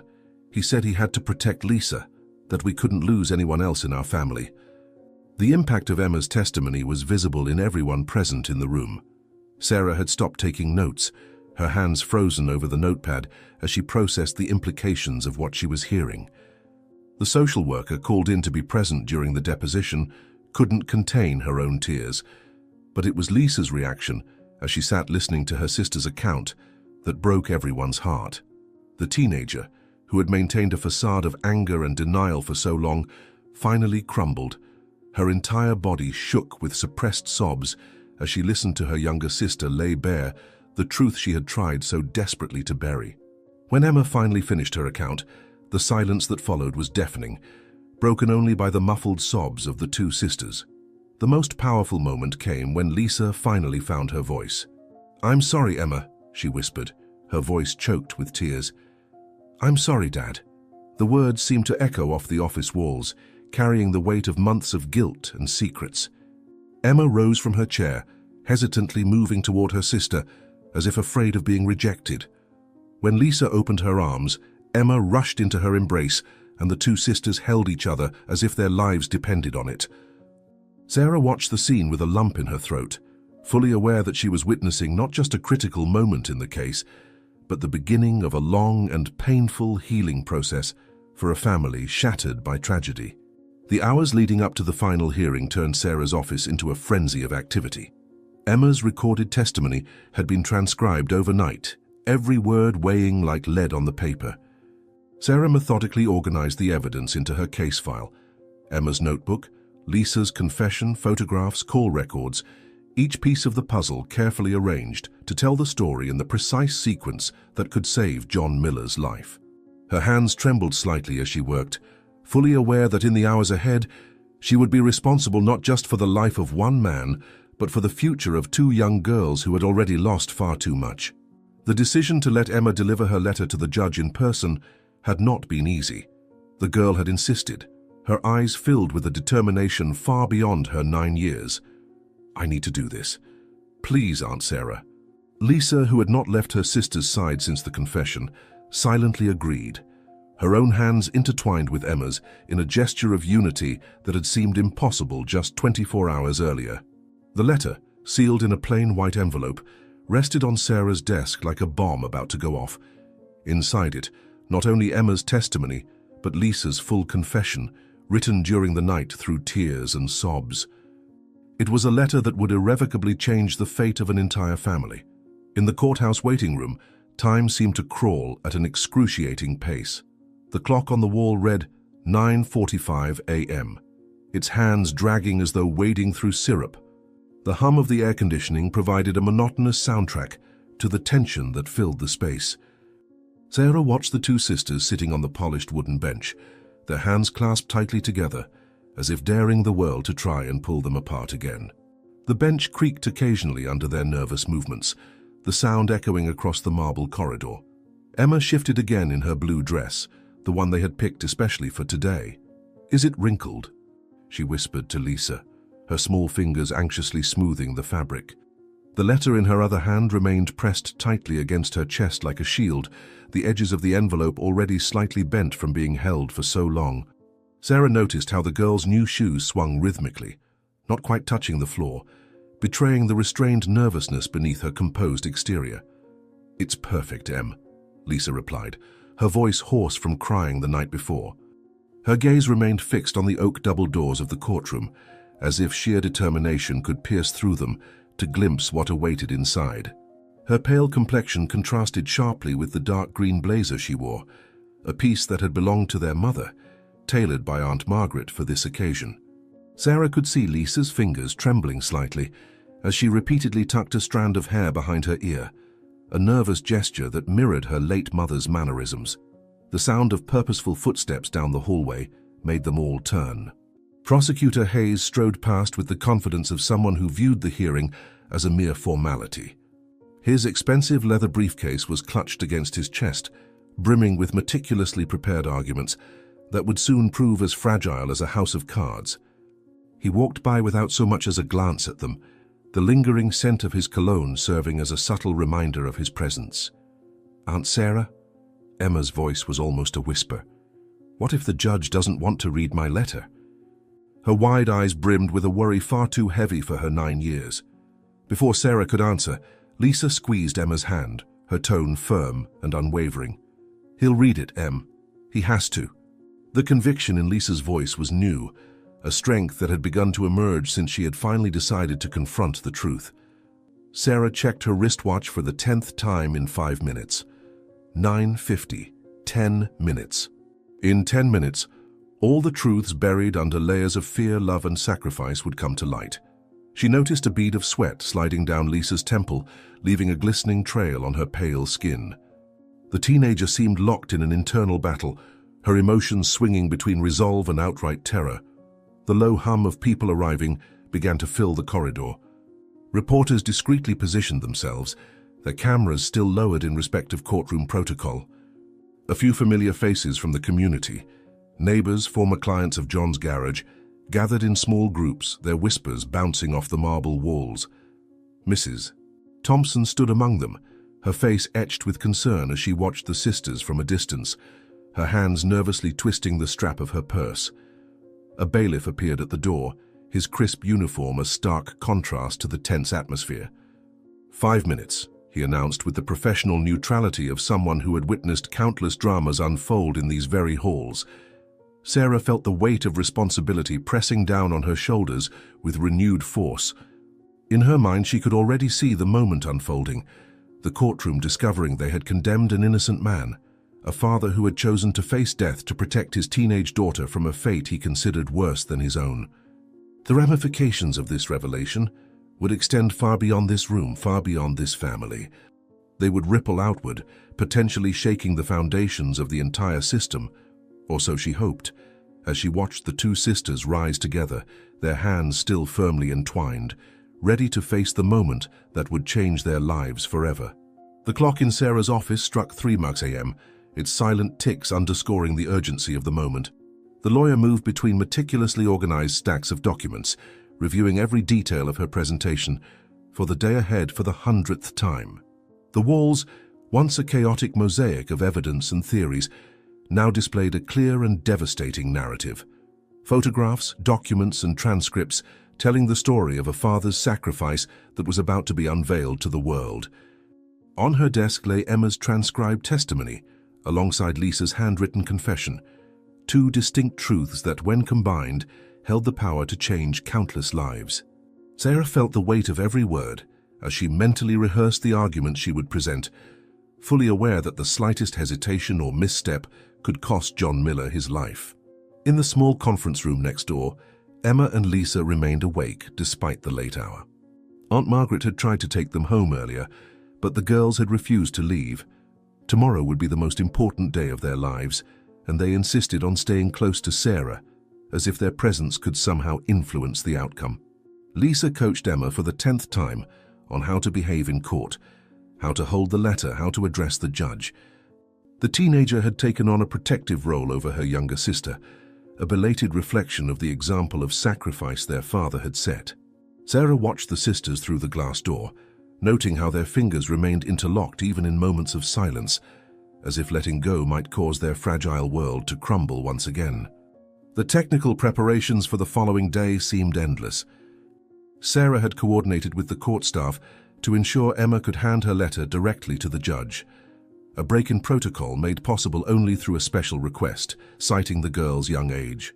Every document had been copied in triplicate, every piece of physical evidence photographed and catalogued with obsessive precision. John's courtroom suit was already set aside, a simple yet dignified outfit, chosen to emphasize his humanity in front of the jury. On Sarah's desk, a cup of coffee grew cold and untouched as she rehearsed her opening statement for the 100th time. Your Honor, what we present today is not just new evidence, but the revelation of a sacrifice that defies our understanding of paternal love. The words felt inadequate to capture the magnitude of what was about to unfold, but they would have to suffice. Within hours, they would be all that stood between John Miller and execution. Sarah gathered her small team in the office one last time as the first light of dawn filtered through the blinds. The plan had been meticulously choreographed. First, she would formally request that Emma be heard as a special witness, justifying the procedural deviation based on her age and the exceptional nature of the case. The letter would be the pivotal surprise, a document the judge could not ignore once it was in his hands. Lisa would remain in the gallery until the crucial moment when her own testimony would be necessary to corroborate her younger sister's revelations. The sequence of events had been planned with surgical precision, each move calculated for maximum emotional impact without appearing rehearsed or manipulative. The supporting documents were organized into 3 distinct folders, each representing a different phase of the presentation. The first folder contained evidence that dismantled the original timeline presented by the prosecution: receipts discovered at the 11th hour, inconsistencies in witness statements, and gaps in the initial investigation. The second folder held the most delicate materials: Emma's journal with her detailed observations, proof of the abusive relationship Lisa had hidden, and the physical evidence John had deliberately altered to assume guilt. The third and most crucial folder contained Lisa's full confession, carefully drafted during the night with the assistance of the social worker, alongside a preliminary psychological analysis explaining her trauma and the motivations behind both her actions and her subsequent silence. The presentation strategy had been rehearsed repeatedly with the team. Sarah knew she had to strike a delicate balance, exposing Lisa's truth without villainizing her, revealing John's sacrifice without diminishing the original victim's tragedy, and advocating for justice without directly attacking the system that had failed so profoundly. The photographs chosen for the presentation were selected with extreme care, images that humanized the Miller family without appearing overly sentimental. The final photo, showing John with his daughters and late wife, was reserved for the concluding moment, a silent reminder of what was truly at stake in this case. Amid the flurry of preparations, Sarah couldn't help but notice how Emma watched every move with sharp, observant eyes, absorbing each detail as if trying to memorize how the truth she had carried for so long would finally be revealed to the world. The timing of the revelations was the linchpin of the strategy. Sarah had decided Emma should deliver her letter to the judge immediately after the initial presentation of inconsistencies in the original case. This specific moment had been chosen carefully. It would be when the judge was most receptive to considering new evidence, but before Prosecutor Hayes could mount a defense against the revelations. The letter itself had been placed in a simple white envelope, the kind a child might use for a school assignment. This simplicity was intentional. It was meant to starkly contrast with the devastating weight of its contents. Lisa, who had spent the previous night rereading and approving every word of Emma's confession, now sat quietly in the corner of the room, her hands trembling slightly as she watched the final preparations for the moment that would irrevocably change her life. Night fell over the city like a heavy blanket, shrouding Sarah's office in shadows that seemed to pulse with the tension of the moment. Emma had finally fallen asleep on the conference room couch, still clutching the letter that would change everything, her restless sleep punctuated by soft murmurs and agitated movements. Lisa sat beside her sister, gently running her fingers through Emma's hair in a protective gesture that felt like both an apology and a silent promise. Through the office window, the city lights flickered like silent witnesses to this improbable vigil. An exhausted lawyer, two sisters bound by the weight of a secret about to be revealed, and the looming shadow of a father who had sacrificed everything to protect his family. Sarah had secured a special nighttime visit to the prison just hours before the execution was scheduled to take place. John Miller, sitting across from her in the visitation room, appeared eerily calm for a man facing his fate in less than 12 hours. When Sarah began outlining the plan, he gently interrupted her. "Don't tell me. If it doesn't work tomorrow, I don't want the girls thinking they could have done something differently." His words, heavy with a wisdom born of suffering, made Sarah swallow hard. Before she left, he handed her 2 envelopes, one for each of his daughters, with specific instructions. They were to be opened only if everything went wrong. The weight of those envelopes in Sarah's blazer pocket seemed to grow heavier with each passing hour, a constant reminder of what was at stake. Back in her office during the final hours before dawn, a special kind of silence filled the air, not the empty stillness of night, but one laden with unspoken hopes and fears. The old building creaked occasionally, its familiar sounds now carrying a different weight in the quiet of the early morning. The dim light of Sarah's desk lamp cast dancing shadows across walls covered with documents, each page a fragment of the story they hoped to tell the following day. Aunt Margaret had arrived around midnight, carrying a basket that seemed to hold all the comfort she could manage to bring. "I brought the blankets their mother used to save for movie nights," she whispered to Sarah, her hands brushing over the soft fabric with reverence. "They always said those blankets made them feel safe, no matter what was going on outside." There were also pillows with freshly laundered cases, their faint scent of fabric softener conjuring memories of simpler times. With careful maternal gestures, Margaret transformed the austere office into something resembling an impromptu campsite, spreading the blankets over the leather sofa and arranging the pillows as if constructing a nest of protection. "They used to build forts with these blankets," Margaret said softly, draping one over Emma's shoulders. "Mary always told them that whatever was happening outside, inside their little fort, they were safe." Her voice trembled slightly at the mention of her late sister, and Sarah noticed her blinking quickly to hold back tears. The clock on the wall read 3:40 a.m., its soft ticking punctuating the silence as a constant reminder of the time they still needed to endure before dawn. Lisa had resisted sleep for hours, sitting on the windowsill and watching the city lights. "What if it doesn't work tomorrow?" she had asked earlier, her voice small and scared, sounding younger than her 16 years. "What if I've destroyed our family forever?" Emma, who had been scribbling in her diary, immediately stood and wrapped her sister in a hug that seemed far too big for her tiny frame to offer. Now the two had finally succumbed to exhaustion, asleep on the sofa that seemed almost destined for this moment. Sarah watched the Miller sisters, noting how their bodies unconsciously sought comfort in each other, even in sleep. Emma's arm was draped protectively over her older sister, a reversal of their usual roles that spoke volumes about how their dynamics had shifted. Even in her sleep, Lisa's hand remained tightly clasped around the necklace their mother had left her, a habit Sarah had noticed intensified during moments of anxiety.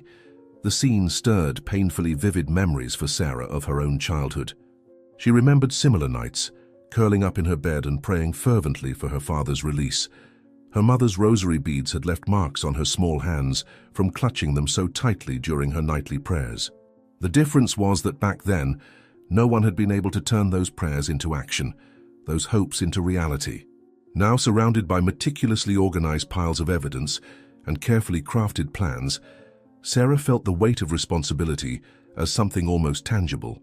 Tomorrow she would have the chance to do what no one had done for her family, turn the truth into justice, even if that truth came with its own painful price. Her eyes moved over Emma's letter, the diary she had guarded for so long, and the confessions Lisa had finally been able to put on paper. Each document was a piece of a larger puzzle, one she was determined to assemble correctly this time. The light beginning to seep through the blinds signaled not just the arrival of dawn, but the promise of a new day that could change everything. Sarah adjusted herself in her chair, allowing a rare moment of vulnerability as she watched the girls sleep. In a few hours they would face the moment that could redefine their lives, but for now, in this small improvised sanctuary, there was only the sound of their soft breaths and the silent hope that this time the truth would be enough. The courtroom was unusually crowded that morning, the air heavy with a mix of tension and anticipation that seemed to electrify every breath. The wooden benches creaked under the weight of spectators who had gathered to witness what the local media had dubbed the last desperate attempt to save John Miller from execution. In the front row, Emma sat stiffly in her new blue dress, clutching the letter tightly in her small hands as if it were a lifeline. Beside her, Lisa kept her gaze fixed on the floor, her fingers intertwined with her younger sister's in a grip that spoke volumes of the fear and guilt that words could not express. Aunt Margaret, seated behind the girls, alternated between nervously running her fingers over the rosary in her lap and wiping away silent tears that refused to stay hidden. The courtroom buzzed with whispers as more people filtered in, including reporters discreetly setting up in the back. Familiar faces from the community, neighbors and former clients of John's garage, filled the rows, their murmurs a mix of support, doubt, and morbid curiosity. Mrs.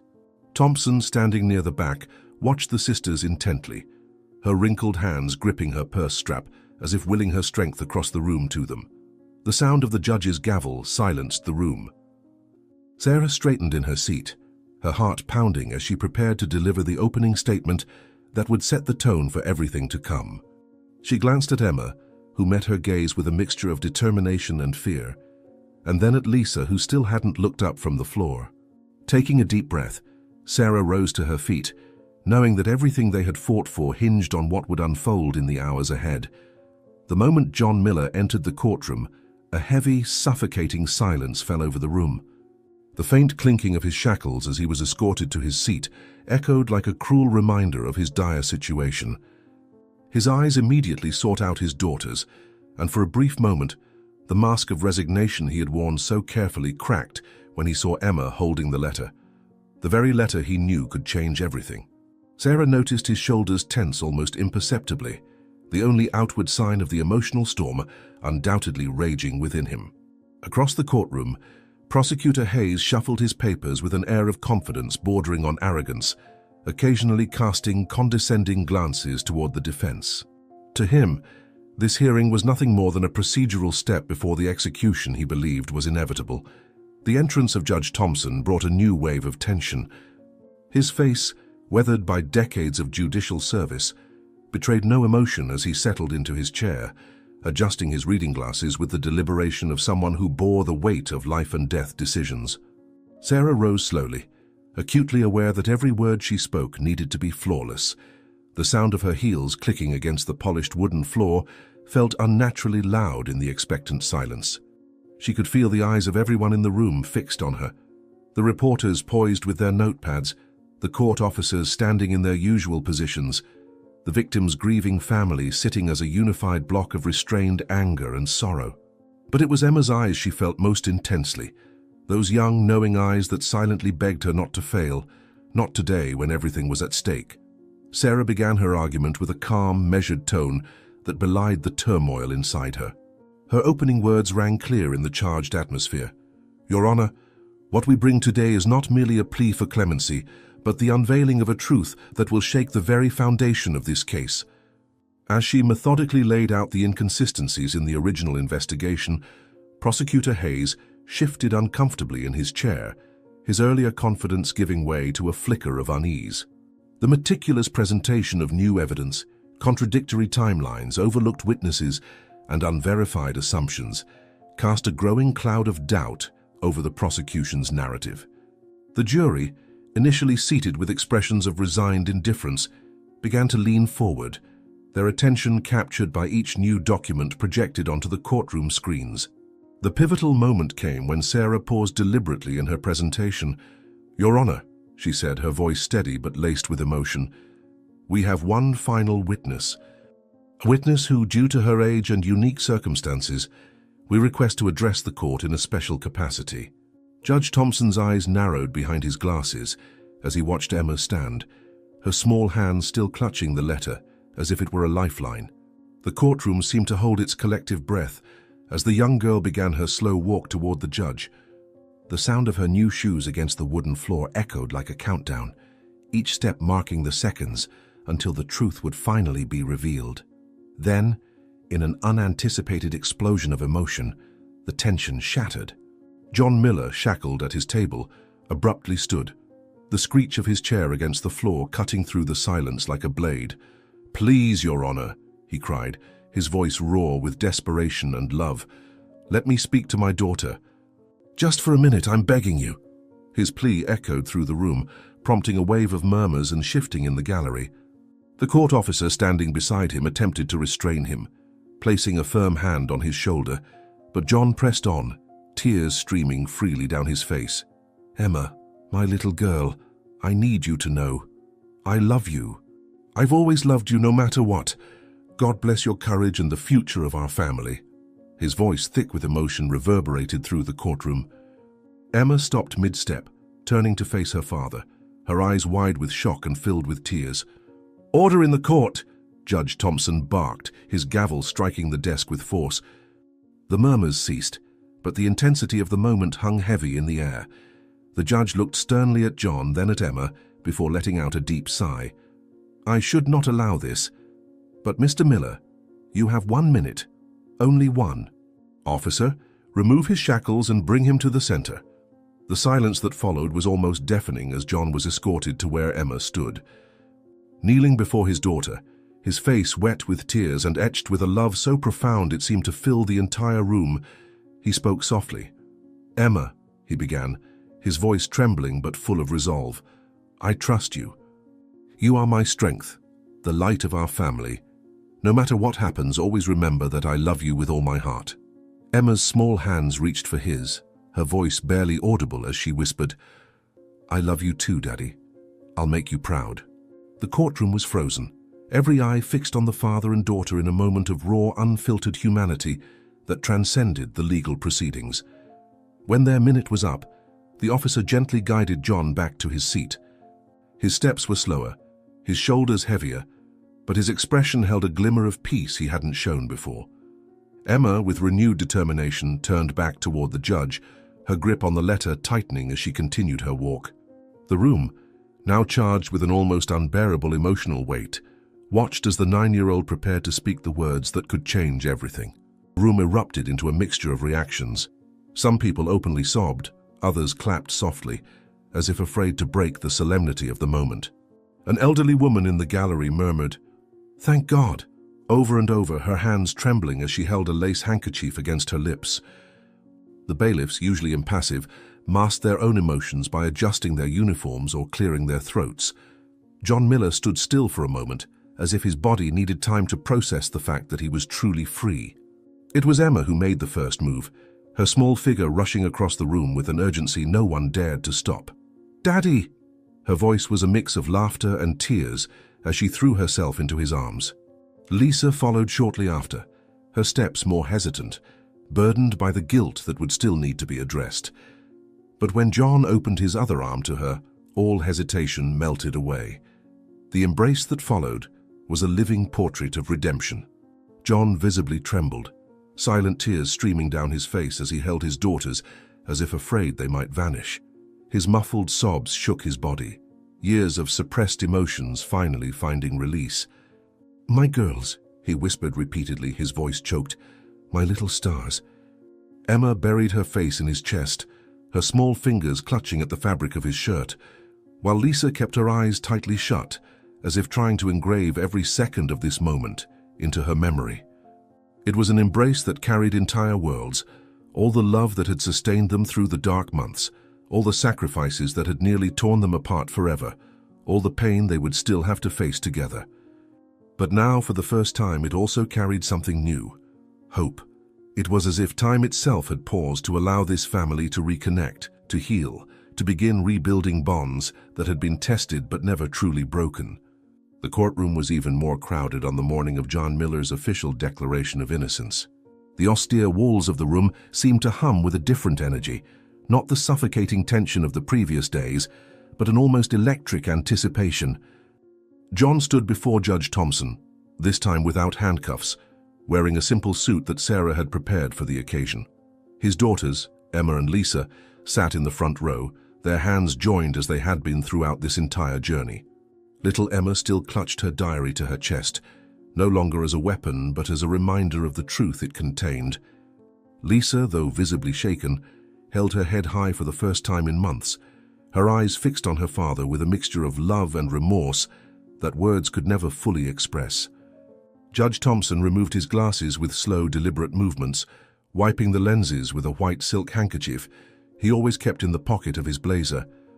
The silence in the room was so profound that the soft ticking of the wall clock could be heard. There was something different about his demeanor today, a gentleness in his gestures that contrasted with his usual formality, as if the gravity of the moment had softened even his sharpest edges.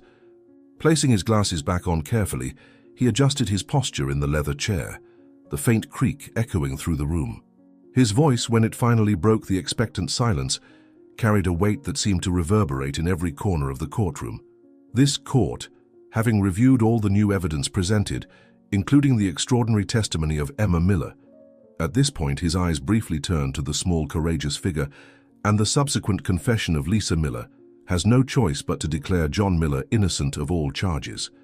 The sound of the gavel striking the bench echoed through the room like thunder, each reverberation marking the official end of a nightmare that had consumed the Miller family for countless months. The judge paused, removing his glasses again, this time letting a single tear escape. His next words fell like raindrops after a long drought. Furthermore, this court formally acknowledges the extraordinary sacrifice demonstrated by Mr.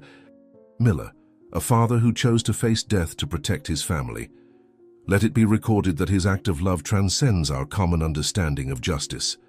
The transformation on John's face was almost imperceptible to most of those present, but Sarah, who had learned to read every small nuance of his expressions during the months of legal battles, noticed immediately. It was a subtle softening around the eyes, an almost imperceptible relaxation of the tension lines that had marked his face for so long. The deep furrows on his forehead, which had made him look decades older than his 45 years, began to ease, as if decades of worry were finally starting to lift under the weight of newfound freedom. Emma, who had not let go of her father's hand since the verdict was overturned, was the first to notice the movement at the prosecution's table. "Daddy," she whispered, lightly squeezing his fingers. All eyes in the room turned to Prosecutor Hayes, who was slowly rising from his chair, his normally impassive face now marked by an emotion rarely seen in his 30-year career. The sound of Hayes's shoes echoed in the absolute silence of the courtroom as he crossed the space between the prosecution's table and the defense's. His impeccable suit, which normally served as a shield of authority, now seemed to weigh on his shoulders with the acknowledgement of the moment's magnitude. Stopping in front of John, Hayes adjusted his tie in a nervous gesture that completely humanized his previously intimidating presence. "Mr. Miller," he began, his voice, usually strong, now laden with a humility that surprised even his closest colleagues. "As a representative of the state, I owe you more than an apology." He paused, taking a deep breath as if searching for the right words. "I owe you a recognition of the kind of love and sacrifice that transcends our common understanding of justice." Hayes extended his hand, a gesture that carried more meaning than any words could express. John hesitated for a moment, looking first at Emma, then at Lisa, as if seeking permission in their eyes. Lisa nodded slightly, silent tears streaming down her face. "I spent my career believing that justice and law were synonymous," Hayes continued, his hand still extended. "You taught me, Mr. Miller, that sometimes the greatest act of justice can appear, in the eyes of the law, to be its greatest transgression. Your sacrifice not only saved your family, it forced us to question our entire understanding of guilt and innocence." John finally accepted the outstretched hand, rising from his chair in a movement that seemed to carry the weight of all the months of confinement. The handshake that followed between the two men, once adversaries on opposite sides of an apparently insurmountable divide, now united by the recognition of a truth greater than the legal system itself, sparked a wave of emotion that swept through the room like a silent tide. "Thank you," John replied simply, his voice hoarse with emotion. "Not for me, but for finally allowing the truth to come to light. My daughters needed this more than I did." Judge Thompson discreetly wiped her own eyes, while the bailiff beside her made no effort to hide his tears. In the gallery, Mrs. Thompson openly sobbed into her lace handkerchief, while Mr. Jenkins put a comforting arm around her shoulders. Sarah watched the scene with a lump in her throat, acutely aware that she was witnessing a rare moment where the institutional walls of the justice system dissolved to reveal the humanity underneath. The afternoon sunlight, streaming through the high courtroom windows, created a pattern of light that seemed to focus especially on the space where the two men still clasped hands, a scene that would be remembered by everyone present as the moment when justice and compassion finally met in perfect harmony.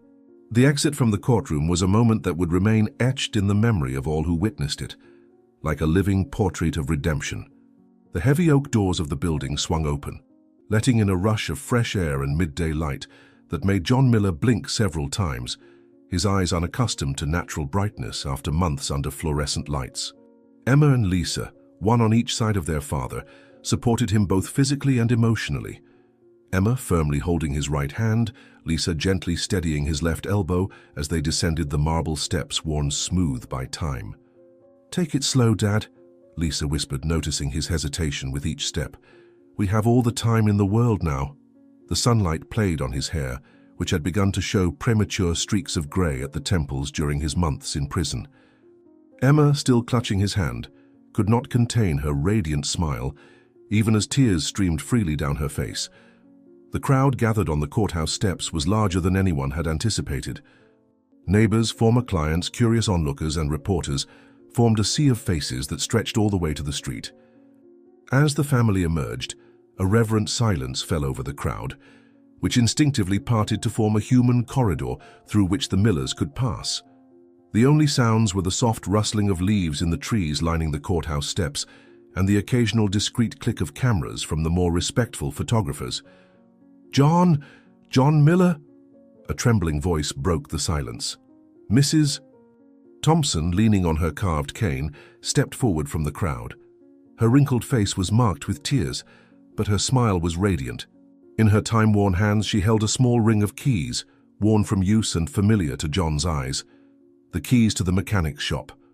"We kept everything just as you left it, John," she said, her voice thick with emotion as she extended the keys. "Your customers. We never stopped believing, never." Her words seemed to carry the weight of all those months of waiting and faith. John reached out with his free hand to accept the keys, and for a moment his fingers touched Mrs. Thompson's, a brief but deeply meaningful contact. This first gesture of support seemed to break an invisible barrier. Mr. Jenkins, the owner of the delivery company, stepped forward holding a leather folder. "Your shop documents," he explained, clearing his throat to disguise his emotion. "I kept everything in order, renewed all the licenses." A young mother approached with her small son, carrying a basket covered with a checkered cloth. "You fixed my car the day this little one was born," she said softly. "You didn't charge a thing. You said it was your gift for the baby.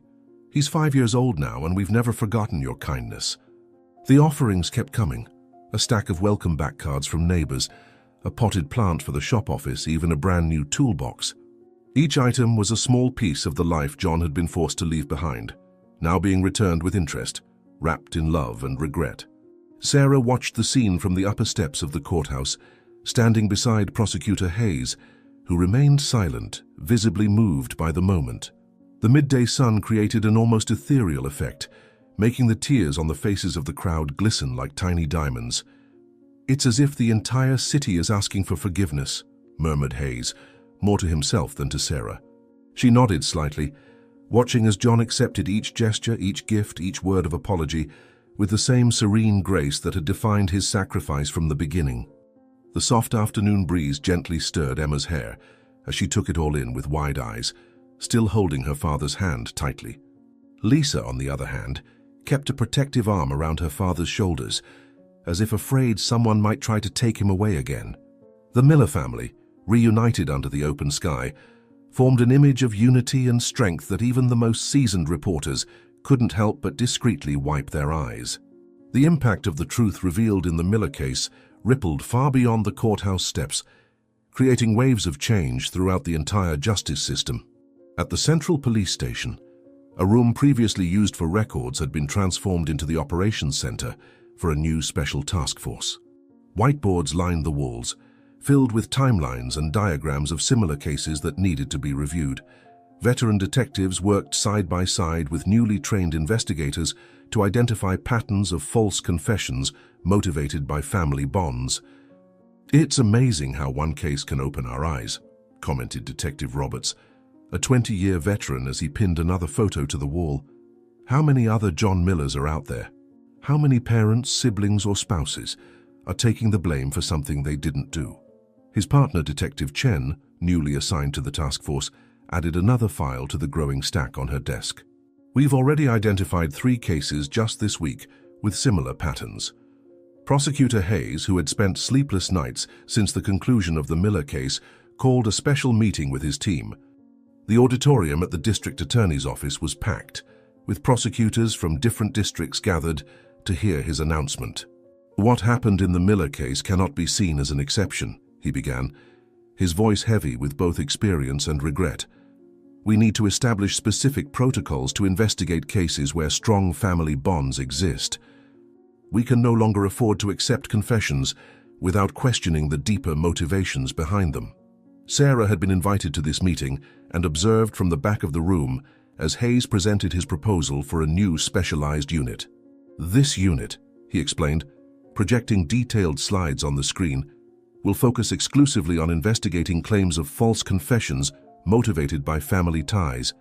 We will collaborate with forensic psychologists, social workers, and family dynamics experts." His eyes briefly met Sarah's, a silent acknowledgement of the role she had played in this transformation.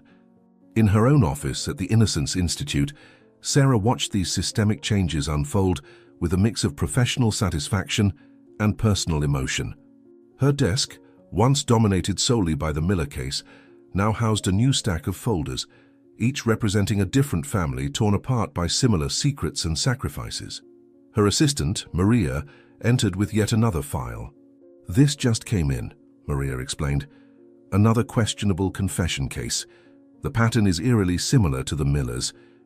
The wall behind Sarah's desk, which had once displayed only her diplomas and certificates, now featured a new addition, a framed photograph of the Miller family on the day of John's release, accompanied by a small plaque engraved with the words, "Truth has the power to heal."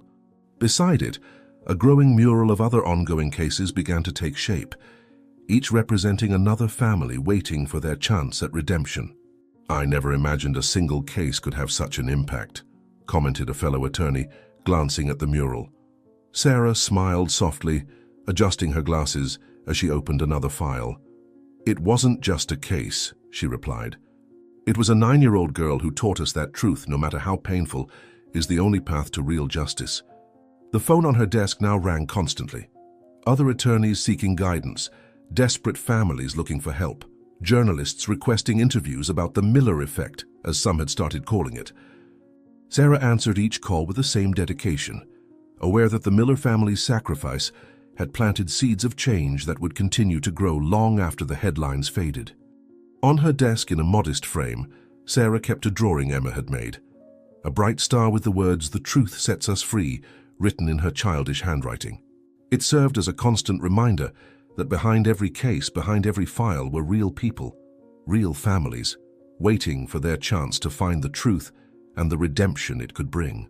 Lisa was navigating her own journey of redemption, a path that proved as challenging as it was necessary. The cozy room of Dr. Martinez, with its soft green walls and comfortable chairs, had become a safe space where Lisa could finally begin untangling the complex knots of guilt and trauma that had built up in her heart. During the first sessions, Lisa could barely speak, her words choked by suppressed sobs. The psychologist, an expert in youth trauma, waited patiently, offering a steady and understanding presence. "It feels like I'm carrying 2 different weights," Lisa explained during a particularly intense session, her fingers nervously twisting the hem of her blouse. "The guilt over what happened that night, and then an even bigger guilt over my father's sacrifice." Dr. Martinez nodded gently, offering her a tissue. "And which of those weights feels heavier today?" she asked, her voice gentle, creating a safe space for the hardest truths. Family therapy sessions took place in a larger room, with sofas arranged in a circle and a large window letting in natural light. It was here that John, Lisa, and Emma met weekly to rebuild the bonds that had been tested, nearly to their breaking point. In one such session, Emma surprised everyone by pulling a school art project out of her backpack. "This is our family constellation," she explained, showing a drawing where 3 stars of different sizes were connected by golden lines. "The teacher asked us to draw our family, and I thought, even when it's cloudy and we can't see the stars, they're still up there connected." The silence that followed her words was filled with the quiet tears of John and Lisa. At home, the healing process continued in smaller but equally meaningful ways. Lisa began helping Emma with her homework, something she had stopped doing during the darkest months. The 2 sisters developed a new nighttime ritual, sitting on the porch to watch the stars, sometimes talking, other times just sharing a comfortable silence. "You know," Emma said one evening, her small but firm voice breaking the quiet, "that old diary might have revealed the truth, but we're writing a new story now." The diary in question now rested in a drawer of Emma's desk, carefully wrapped in a silk scarf that had belonged to their mother. It was no longer the frightening repository of secrets it once was, but rather a testament to the courage it took to face the truth, no matter how painful. Occasionally, Emma would take it out just to touch its cover, as if to remind herself of the power the truth had to set them free. John also participated in individual therapy sessions, working to process his own trauma and learning how to cope with the lingering fears that still woke him some nights. "Sometimes," he admitted during a family session, "I still check the girls' rooms at night just to make sure they're really there." Hearing this, Lisa reached out and took his hand, a simple gesture but one filled with deep, mutual understanding. Dr. Martinez introduced several therapeutic techniques to help the family process their trauma. One involved writing letters, not to send, but to express feelings that were difficult to verbalize. Lisa wrote one to her mother, pouring out all the pain and regret she had carried onto page after page. "I just wish she could tell me she forgives me," Lisa said during one session, her voice trembling. "Your mother lives on through the love your father has shown," the therapist responded gently. "What greater proof of forgiveness could you have?" The process was slow, but the change was visible. Lisa's smiles, once rare and forced, began to appear more naturally. Her school grades, which had plummeted during the most challenging period, started to improve. Most significantly, she began making plans for the future, something that for a long time had felt like a luxury she didn't deserve. The community surrounding the mechanic's shop underwent its own transformation, just as profound, but quieter. The building, which for months had stood like a ghostly structure marked with police tape and surrounded by whispers of condemnation, gradually regained its soul. John dedicated an entire week to cleaning and reorganizing, with Lisa insisting on helping him repaint the exterior. The shade of blue they chose was a few tones lighter than the original, a subtle change that seemed to symbolize a fresh start. "We need to replace that old sign," Lisa remarked one morning, pointing to the faded lettering on the shop's sign. John paused his work, wiping grease from his hands with an already stained cloth. "Your mother chose that font," he replied softly. Emma, who was organizing tools on one of the workbenches, approached with a suggestion. "We can keep the same style, Dad. Just make it new and brighter." The first days after reopening brought a steady procession of cars and familiar faces. Mrs. Thompson was the first to arrive, her old sedan making noises she admitted through tears she had purposely ignored for weeks, just waiting for this moment.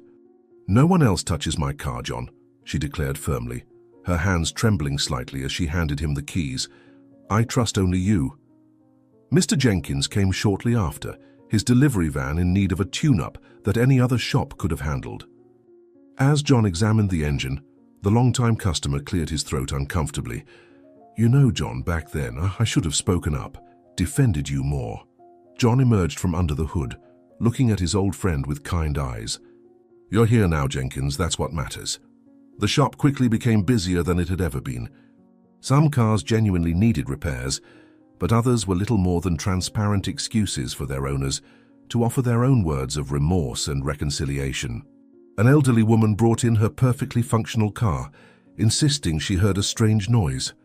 While John politely pretended to search for the non-existent problem, she filled Emma's hands with homemade cookies and left an envelope of money that John tried unsuccessfully to return. John accepted every gesture, every poorly disguised apology, every attempt at compensation with the same quiet grace that had defined his sacrifice. For him, every repair became an opportunity to rebuild not just machines, but also the communal bonds that had been so severely tested. His hands, which had never lost their skill with tools, now seemed to carry an additional power to heal. Lisa began spending more time at the shop after school, initially just watching her father work, but soon showing a genuine interest in learning the trade. "Will you teach me?" she asked one afternoon, holding a wrench as if it was something precious. John's smile lit up his entire face. "Come here," he said, motioning her closer. "I'll show you how your mom used to organize the tools. She had her own system." The walls of the shop, once stripped bare after the police investigations, were beginning to come back to life. Old photos were rehung, now accompanied by new memories. Emma insisted on hanging colorful drawings among the technical certificates, adding a cheerful contrast to the tools and machinery.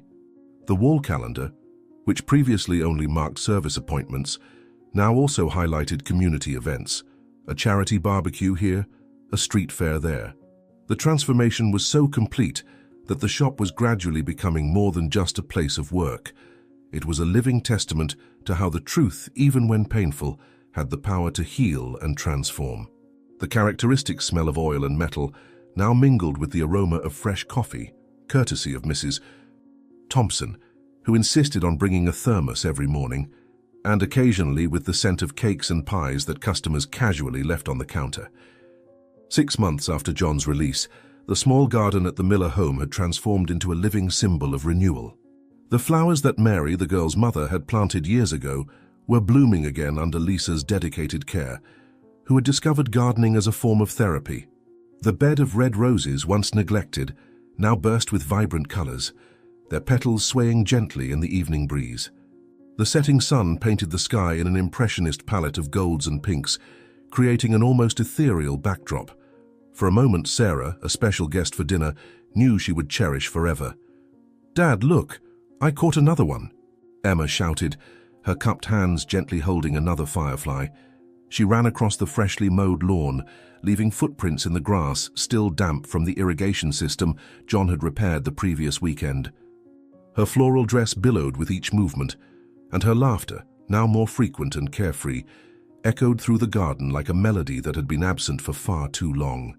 "Show Aunt Sarah, sweetheart," John called from the table set under the large oak tree. It was the same tree where years ago he used to push the girls on a swing until his arms ached. The old swing was still there, its ropes recently replaced, swaying gently in the evening breeze as a quiet reminder of simpler times.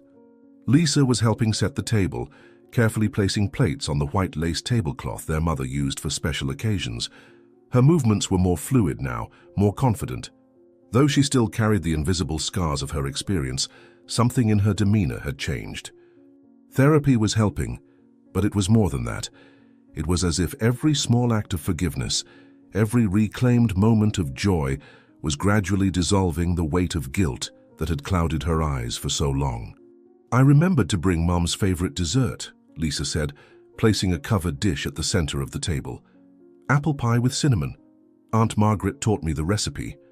Her eyes met her father's, and they shared a moment of silent understanding. John smiled, reaching out to gently touch his daughter's arm.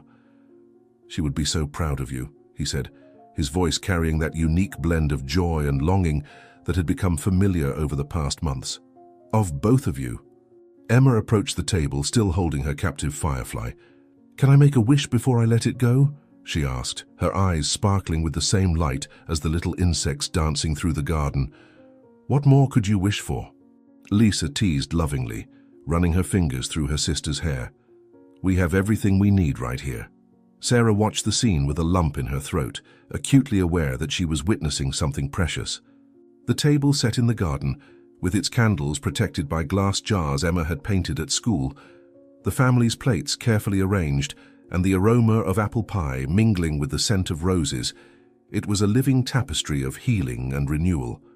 The garden lights began to turn on automatically as night approached, casting a soft glow that blended with the remaining natural light. John had installed the lights himself, part of his ongoing project to transform the garden into a sanctuary for his rebuilt family. Every small detail, from the Japanese lanterns hanging from the lower branches of the oak to the flower pots strategically placed around the lawn, was a testament to the transformative power of truth and forgiveness. The entire scene seemed framed by a golden light that didn't just come from the setting sun, but seemed to emanate from the happiness slowly returning to inhabit this space. It was as if every hardship, every tear shed, every battle fought had been necessary to create this new version of family, a version stronger, deeper, and more aware of the value of every shared moment. During dinner, the conversation flowed with a natural ease that felt like a precious gift after so many months of separation and forced silences.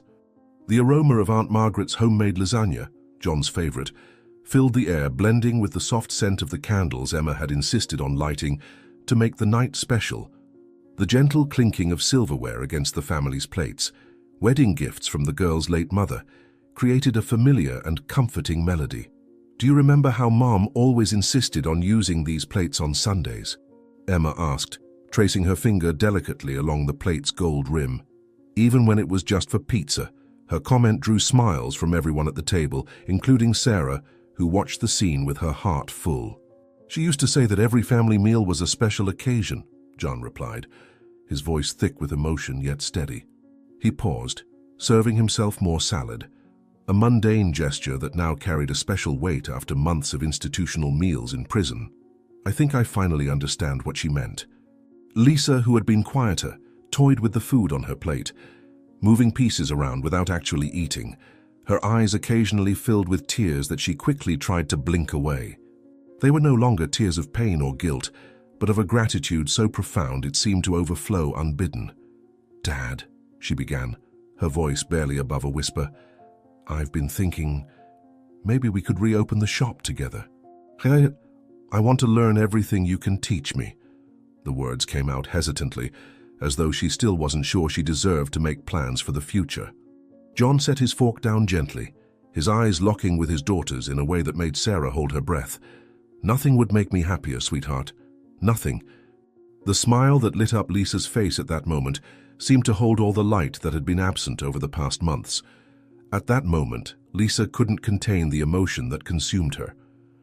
She rose from her chair abruptly, the napkin falling to the floor as she moved.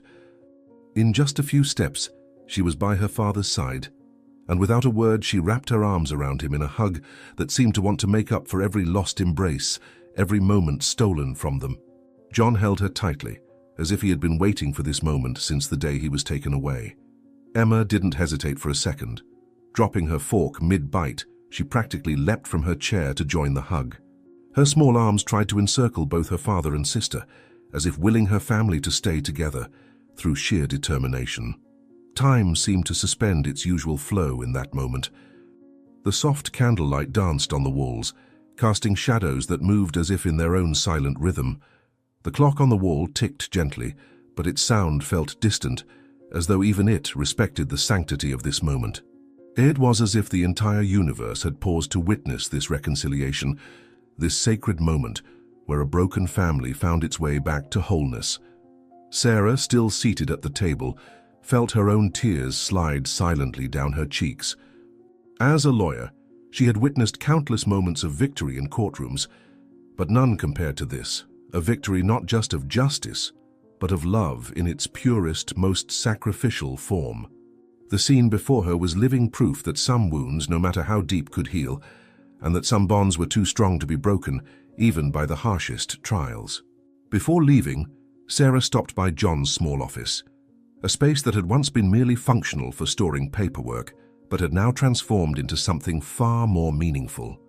The golden light of late afternoon streamed through the window, its newly hung curtains casting delicate patterns on the fresh rug Lisa had picked to brighten the room. The faint scent of polished wood mingled with the aroma of new books, a small library the family was building together, each volume a promise of shared reading nights they had missed during their months apart. The walls, once bare and impersonal, now displayed a growing collection of captured moments since John's release, snapshots of reclaimed smiles, spontaneous hugs, and modest celebrations of a normalcy hard-won. In one corner, Emma had claimed a small workspace for herself. A light wooden desk, handcrafted by John in the shop, stood neatly against the wall.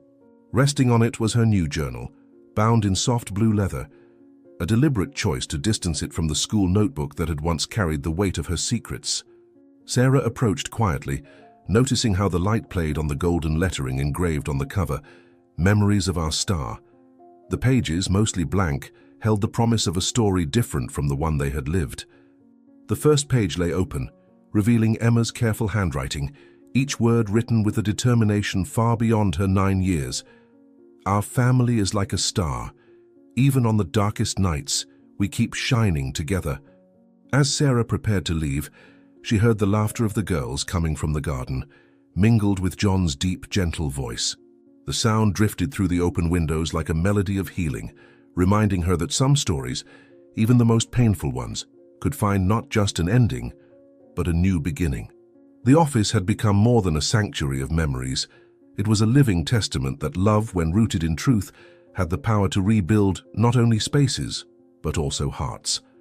Did you enjoy the story of John Miller and Sarah Bennett? If so, subscribe to the channel, give it a like, and check out the next story waiting for you here on the screen. See you there.